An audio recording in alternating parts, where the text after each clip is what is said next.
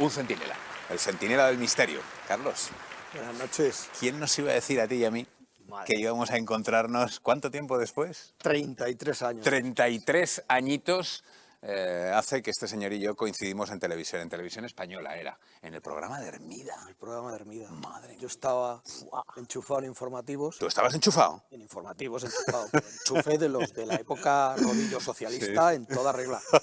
Estaba enchufado en informativos y tuve la suerte de conocerte, pero sí nos hicimos buenos amigos. Sí. Fui a tu debut en Los 80 son nuestros, en el teatro, con Concha Velasco, Sí, en Carmen, aquel qué buen programa, actor eras. bueno, estamos para hablar de ti, pero aquel programa era una locura, lo de Jesús con todo el personal, las 4 horas en directo que nos sacábamos allí al día, aquello fue una grandísima experiencia, pero estamos aquí para hablar de ti. A sus órdenes, don Tony. Oye, el Centinela del Misterio, que es un exitazo, has hecho algo muy complicado de conseguir y además en un terreno, oye, hablábamos de Jesús Hermida, pero tú eres heredero de gente como Jiménez del Oso, como Iker Jiménez, sois gente que habláis de una serie de temas, ¿no? muy especiales. ¿Tú cómo te definirías? Un escéptico. Ah, encima te Un defines como un escéptico escéptico. redomado. Mira, cuando todavía guardo algunos amigos de la época de RTV, Ajá. más de Radio Nacional, y cuando me propusieron hacer un programa sobre misterio, yo dije, pero si yo soy escéptico, si yo prácticamente no me creo nada, ¿no?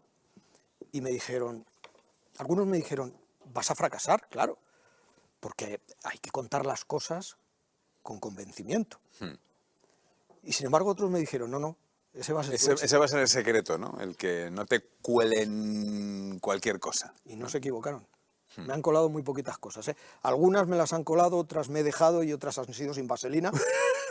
Pero Tony, Sí, de verdad. últimamente he leído algo acerca de eso. Pero claro, tú estás en un terreno muy complicado en el que puede aparecer cualquier friki a contarte una cosa, cualquier locura, y no es fácil torear con... Veo que estás a la última. Sí, hombre, claro, yo procuro estar todo el día informándome, pero no es fácil lidiar con esas cosas, es muy Nada complicado. fácil. No es nada fácil. Si das voz a alguien que te cuente una historia que es rocambolesca y que no se la cree ni él mismo, porque le das voz. Y si no le das voz, Tony, porque eres un sectario, porque cierras la oportunidad o capas la libertad de expresión a ciertas personas que pueden tener el mismo derecho que cualquier otro a contar su Sí, historia. a contar algo, pero aparte de escéptico, ¿cómo definirías el periodismo que tú haces?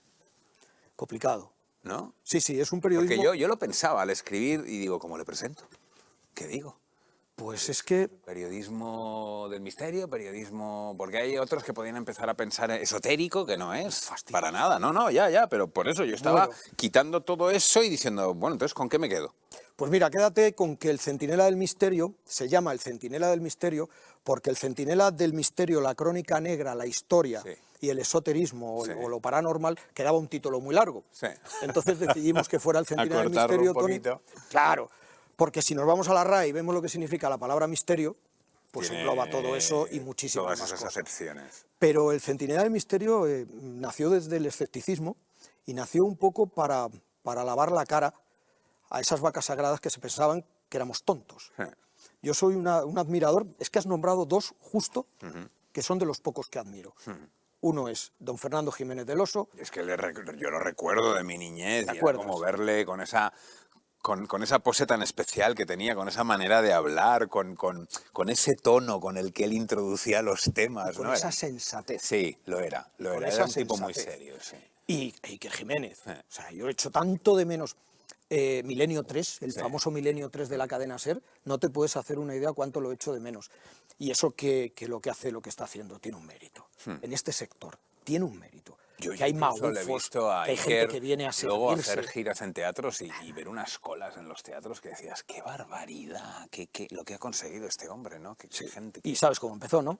No, cuéntame. Bueno, pues sustituyendo a los de Carrusel Deportivo, Ostras. un verano, y se tiró 17 años en la SER. Eso dice mucho. ¿Sabes? Los que critican a Iker, yo no tengo por qué, no tengo ninguna necesidad de hacerle la pelota a nadie, nunca lo he hecho, porque además tampoco soy mitómano, con lo cual, pero sí admiro lo que ha hecho y a dónde ha llegado.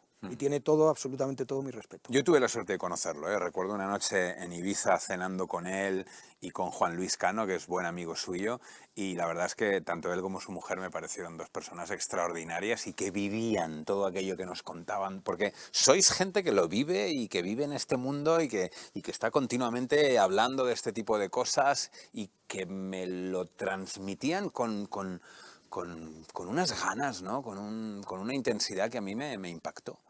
Así es. Antes me has presentado a tu hija, si me permites que lo diga, porque Claro. estaba por aquí. Claro que sí, es mi hija, es mi supongo productora, es mi asistente personal, es todo, todo. ¿Ah, sí? No me muevo sin ella. Ah, vale, no lo sabía. No, Sí, yo he introducido el tema por otra cosa, porque en tu casa estarán escuchándote todo el día de este tipo de cosas, ¿o no? Tú cortas. No. No, para nada. Además es que no me gusta. Yo ni me escucho siquiera. Hago el programa, se graba el programa de radio, se emite, procuro no mirar los premios que nos hemos llevado últimamente a finales del año 2022. Son representativos porque dicen mucho, porque son premios de la audiencia, porque nos hemos convertido, Tony, en el programa de radio, podcast, en la plataforma principal más comentado, más mediático. ¿Cuántos Bueno, os escuchan?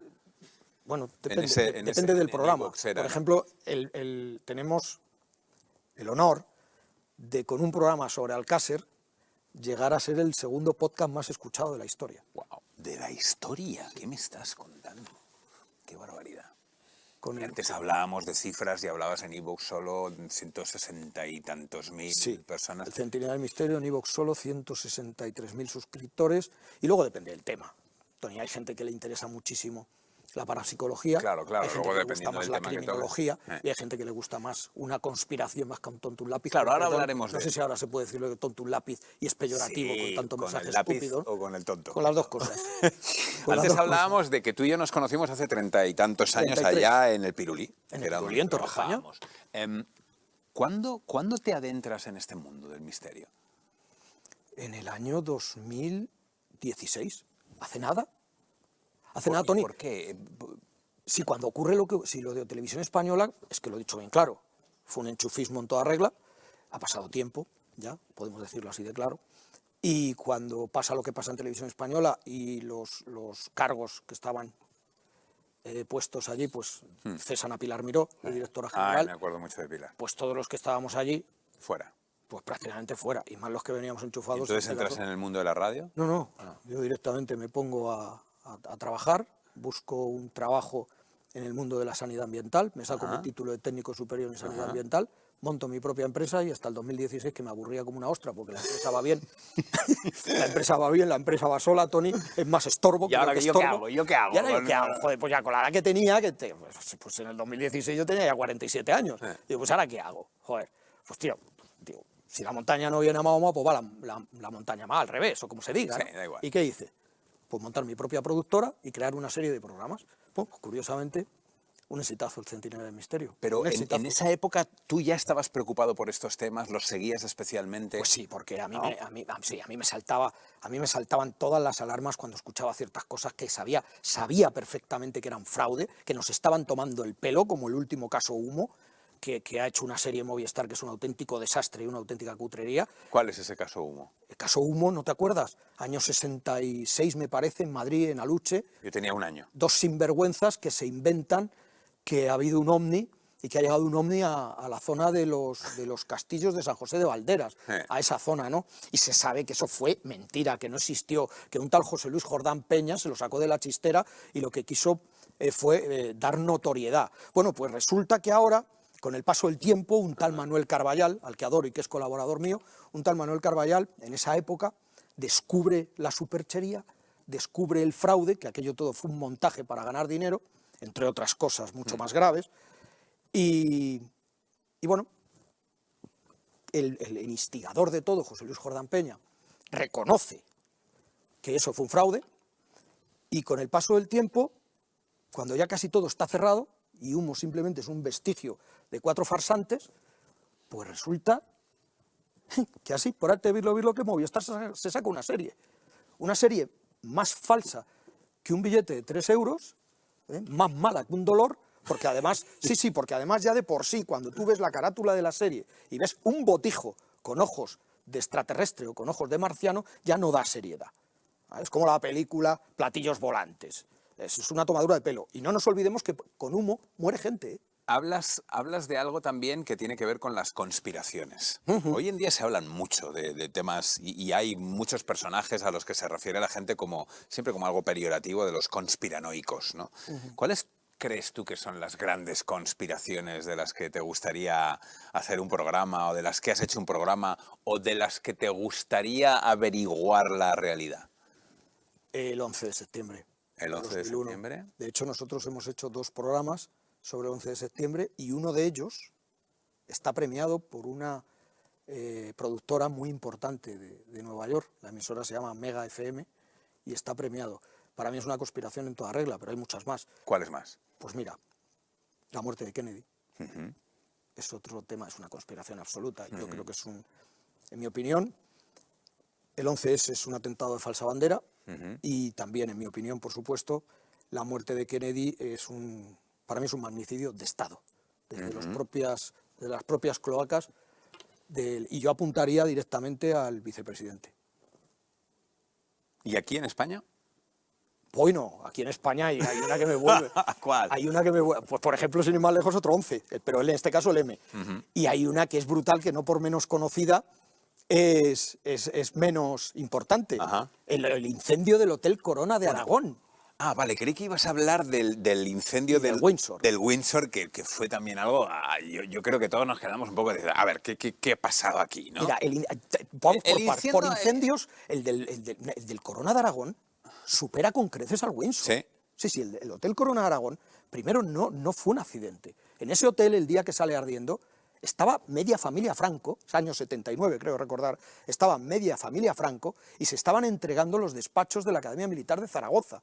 Ese hotel estaba petado de militares. En esa época, el gobierno de Adolfo Suárez estaba dando prebendas a ETA, dando prebendas a los nacionalistas, Sí, a aquí Carlos estuvimos Garaycochea. hablando con la secretaria que había en esa época en Moncloa, junto con Suárez, y nos contaba cómo el ruido de sables con todo lo que estaba pasando con ETA y todo era absolutamente Tony, si se les inquietante. ocurre decir que ese hotel fue el incendio del Corona de Aragón, si se les ocurre decir en ese momento que fue ETA, con 80 y tantas personas que murieron, se monta una muy gorda, pero claro, sale un auténtico incompetente, que era el gobernador civil de Zaragoza, Francisco Laína, el archiconocido Francisco Laína, que luego está por ahí metido también en los temas de Alcácer y en cosas peores, sale diciendo que nada, a las 3 horas de sofocar el incendio, sale con todas sus narices y con todo su papo, diciendo que el Hotel Corona Aragón, nada, está demostrado que fue un incendio accidental y que se originó en las cocinas del hotel.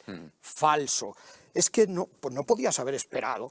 A las 4 horas estaban los bomberos mandando un informe donde aparecieron 3 focos del incendio.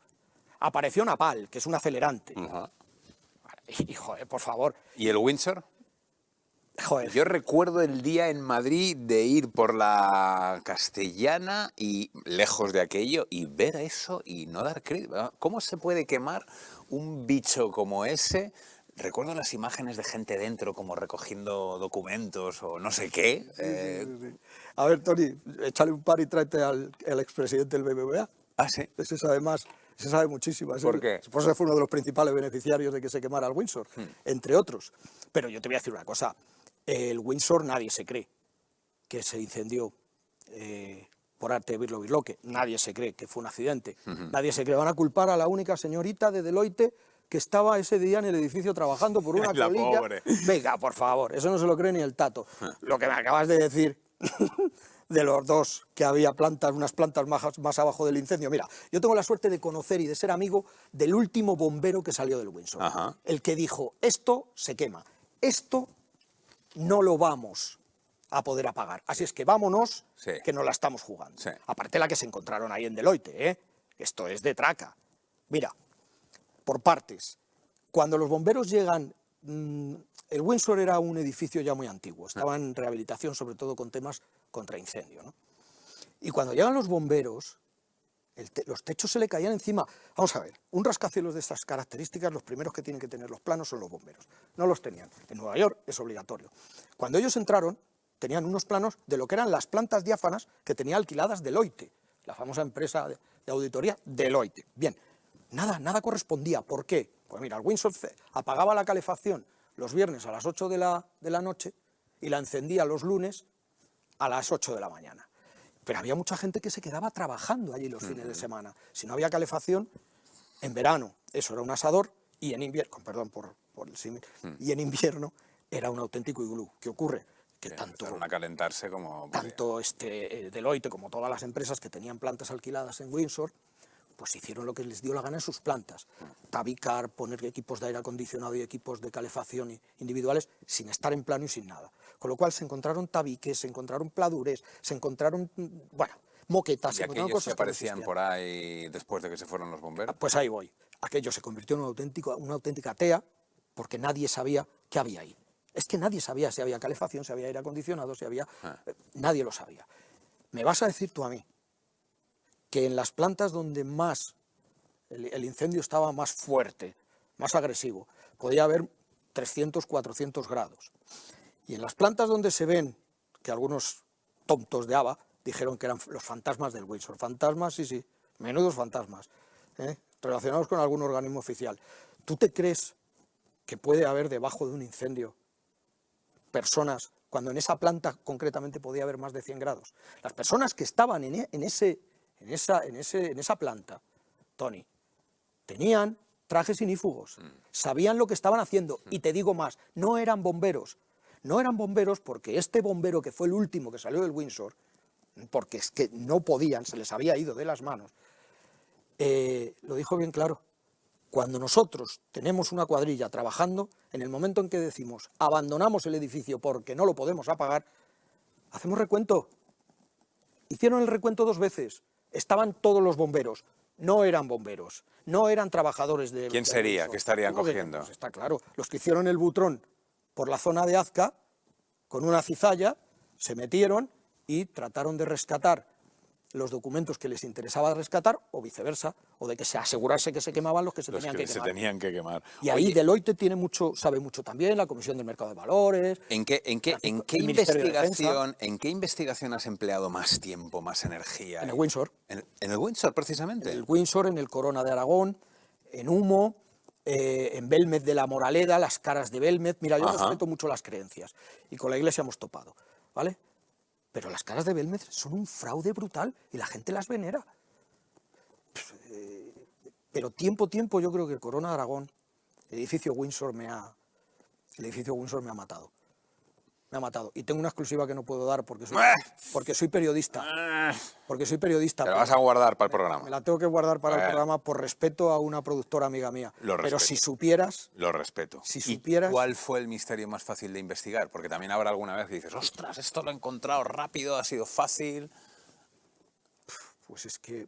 Bueno, esos los olvida uno, ¿no? Los que se acuerda uno más son los que cuestan. Mira, y los complicados. Cuando yo te decía que lo complicado, uno de los más complicados era Humo, no ha sido por la facilidad a la hora de descubrir el fraude, ha sido por lo complicado del tema, porque con Humo murió gente, porque no se puede denominar Humo como una secta esotérica o una secta ufológica, pero tiene tintes, Tony. Entonces, pero probablemente el más fácil de descubrir la trampa, sí, también Humo. También Humo. Sí, estaba claro. Hemos ido a la calle a preguntar a la gente acerca de algunos de estos temas, que nos comentaran o que nos preguntaran qué temas de estos son los que más les llamaban la atención o los que más le hubiera gustado descubrir, como yo te he preguntado a ti. Vamos a ver lo que nos han dicho. ¿A quién no le gusta una buena peli de misterio? Pero, ¿y si los secretos vienen por parte del gobierno que nos ocultan cosas con esa intención? ¿A que ya no mola tanto? Vamos a preguntar a la gente si realmente cree que los gobiernos tienen secretitos. ¿Usted cree que los gobiernos realmente guardan secretos? Seguro. Hombre, claro que ocultan cosas, seguro. Lo que no sabemos cuántas. Yo creo que no. Que nos cuentan toda la verdad. Creo que sí. Deberían, por lo menos, ¿no? Deberían. ¿Usted cree que los gobiernos nos ocultan cosas? Por supuestísimo. Es posible que algo nos oculten, pero no tengo ni idea. Si usted pudiese elegir algún secreto así a voces, como por ejemplo el asesinato de Kennedy que se pudiese resolver, o el tema de los ovnis y que sacaran toda la información que tienen, ¿cuál le gustaría que fuese? El de los ovnis, sin lugar a dudas, porque cambiaría la historia de la humanidad. No sé, lo de los ovnis estaría bien, sí. ¿Y valen los secretos de los gobiernos si dicen o argumentan que es por nuestra seguridad o habría que ser 100% honestos? Yo creo que habría que ser honestos, ¿Por qué? pues porque es mejor saber las cosas con antelación que no te pillen por sorpresa. Yo pienso que según qué cosas se pueden decir o no, no solo el gobierno, sino cualquier persona. Tiene que saber bien lo que se dice, ¿no? Que la verdad no es siempre el camino correcto, hay que saber cómo. Por supuesto, eso pienso yo. Bueno, yo es que creo que si es por la seguridad, bueno, pero no creo que sea. En este gobierno me imagino que no, que ocultan muchísimas otras cosas. Bueno, me sorprende. Había mucho personal ahí hablando de los ovnis. No sé dónde leía yo que era curioso que en la época en la que todo el mundo lleva un móvil a mano, una cámara de fotos, de repente vemos menos fotos de ovnis que nunca. Pero mira, Tony, tú mismo. ¿Tú te acuerdas los años 70, 80, 90? Veíamos muchas fotos borrosas, ¿no? Había... Vídeos. Ahora es muy El fácil. Yeti también ha dejado de aparecer, ¿no? Ha dejado de aparecer todo. Yo hace que no veo grabado por, bueno, las famosas psicofonías. Sí. Hace que no oigo una psicofonía como Dios manda, años. Hace que no veo un vídeo de espectros en las ventanas, de fantasmas, de... ¿Por qué? Porque ahora tenemos tantos medios técnicos para descubrir si un vídeo es falso, si una psicofonía está trucada. No lo hay, qué casualidad. Que es curioso también cómo esto hace que cambie el género, porque de alguna manera esto incide en los contenidos con los que vosotros trabajáis, ¿no? Ya hay menos de eso y más del Windsor, de lo que dice la gente de que me oculta el gobierno. Hemos vivido ahora unos años de ocultamiento de información y de deformación de la realidad muy potente. Total. No solo aquí, sino en todo el mundo, En todo el alrededor mundo. de la pandemia, ¿no? En todo el mundo, por supuesto, estoy totalmente de acuerdo. Sí, sí. Y yo creo que todos nos hemos terminado abrumando con la información, con los cambios, con lo que nos decían un día, luego lo cambiaban al día siguiente. ¿Tú crees que esto a la gente le ha afectado de alguna manera? Bueno, lo veremos en las urnas. Dios Sí. quiera que sí. Pero no solamente en las urnas, me refiero a que... ostras, yo veo a gente con unas paranoias y con unas neuras y con un miedo encima. El miedo se está utilizando mucho políticamente, ¿no? Y yo veo a mucha gente que se ha quedado tocada incluso con todo esto. Lo ves por la calle, ¿no? Y supongo que a ti también te llegarán testimonios o encontrarás a gente más preocupada de lo normal. Allí, en el Centinela del Misterio, que como bautizó Manuel Carballal, es una atalaya de libertad. No capamos la libertad de expresión a nadie. Y nos cuentan cada cosa. Es verdad que está más relacionado con el tema, como hemos dicho antes, con el tema de misterio, con el tema de las conspiraciones, con el tema pues en sí, lo que no te diría más allá, porque bastantes, yo soy de los que piensa que al más allá no hay que tenerle miedo, ni a los fantasmas, ni a los muertos. Hay que tenerle miedo Al más acá. Al más acá y a los fantasmas que nos, Pero es curioso que nos porque- gobiernan o que nos desgobiernan Es y que curioso están porque, aquí, y lo digo porque antes has hablado de él, y a ti te pasa igual. Es curioso que vosotros que estáis en ese género del misterio, sois los que habéis, en el momento de la pandemia, dicho cosas que luego habéis podido reivindicar como ciertas y que fueron completamente rechazadas en el momento en el que las decíais. Bueno. ¿No? Y es curioso que haya sido la gente que se dedica a este género la que se haya podido permitir tener ese espacio de libertad cuando en un informativo o en cualquier red social era absolutamente impensable. Mira, Tony, yo recuerdo uno de los primeros programas que hicimos en pandemia, lo tuvimos que hacer desde casa, porque los estudios de grabación Claro. estaban cerrados, etcétera. Y recuerdo que hablamos de COVID-19, y el COVID-19, pues, que llevábamos aproximadamente un mes o 2 meses en pandemia, ¿no? Y yo recuerdo que 2 de mis invitados, Juan José Sánchez Oro, uno de los grandes que estarán aquí con nosotros en el Centinela en 7NN, o el capitán Alcaide, médico, decían una serie de cosas que nadie se las podía creer. Es más, luego en el foro del programa, ¿pero qué estáis diciendo? ¿Cómo que millones de afectados? ¿Cómo que miles y miles y cientos de miles de muertos? ¿Cómo que no sé qué? Bueno, es que los primeros negacionistas fueron las personas del poder, las personas del gobierno que empezaron diciendo que es una gripe normal, tal. Luego nos han tratado de negacionistas a la sociedad, pero ellos fueron los primeros, los que negaron el fenómeno, los que decían que se estaba exagerando. El propio encargado, Simón, de llevar todo aquello que decía que nada, 1 o 2 contagios. Cada meme que se le sacó más que merecido. Sí. Pero es cierto. Y yo recuerdo ese programa cuando lo terminamos, lo colgamos en online, lo metimos en la plataforma de podcast iVoox, que los comentarios de la gente se echaban las manos a la cabeza. Que no, hombre, que esto no puede ser. Bueno, pues se cumplió cada una de las cosas, supuestas barbaridades que se soltaron en ese programa en su momento, se cumplieron una por una. Oye, si quisieras viajar en el tiempo, primero, ¿para adelante o para atrás? Ostras, Tony. Ay, yo es No, que... tengo que decir una de las dos. No, para atrás. Para atrás, preferirías. atrás. ¿Y qué época? La Edad Media. La Edad Media. Y así me enteraría por fin si la sábana santa es auténtica y dejaría de pegarme Entre otras con cosas. Fernando Paz, con Santiago Vázquez y con tanta gente que dicen que es auténtica. Ajá, y tú escéptico. Yo, no, hombre, Fernando dice que sí y tú escéptico. bueno, Fernando, a ver, yo no voy a discutir con Fernando. No. Porque Yo tampoco. me puedo ver de Yo tampoco. patitas en la calle al día siguiente. Con lo cual, si él dice que la sábana santa es auténtica, me lo creo. Un No, abrazo muy fuerte, Fernando. Ya ves que aquí te respetamos mucho, pero te conocemos también y no queremos discutir contigo. yo le quiero con locura, ¿eh? Ya, yo también. Quiero con locura. No. O sea, a la Edad Media, para ver, entre otras cosas, si eso es real. Por Es ejemplo. una época muy curiosa y muy oscura de la que sabemos muy poco y sobre la que hay muchas cosas. Yo es que justo hace 2 días leía un hilo en Twitter que me pareció muy interesante, que desmontaba un mito que ponía a todos en la Edad Media como unos auténticos guarros. Sí, hombre.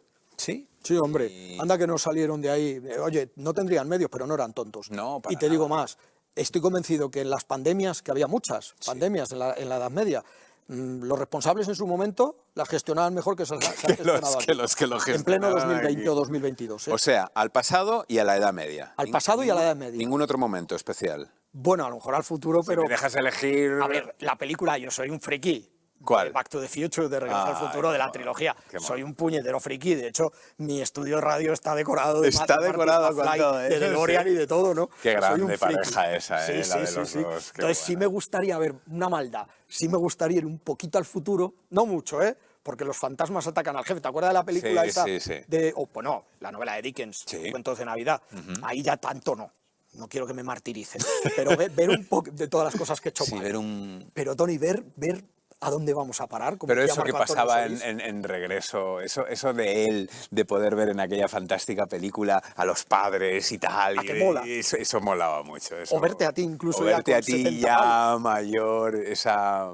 Pero si me das a elegir, me voy a la Edad Media. Bueno, pues si me das a elegir a mí, y con esto cierro la entrevista, a no ser que quieras decir algo especial para despedirte. Una cosa muy pequeña Dime. nada más. No, que estoy deseando empezar a hacer el Centinela del Eso iba a Misterio decir. el 7 de enero. Eso iba a decir, que si me piden a mí, yo quiero viajar al futuro y ver el primer capítulo de esa fantástica serie que vamos a poder ver aquí en 7NN con este señor, con Carlos Bustos, al que no veía desde hace mucho tiempo, y su Centinela del Misterio.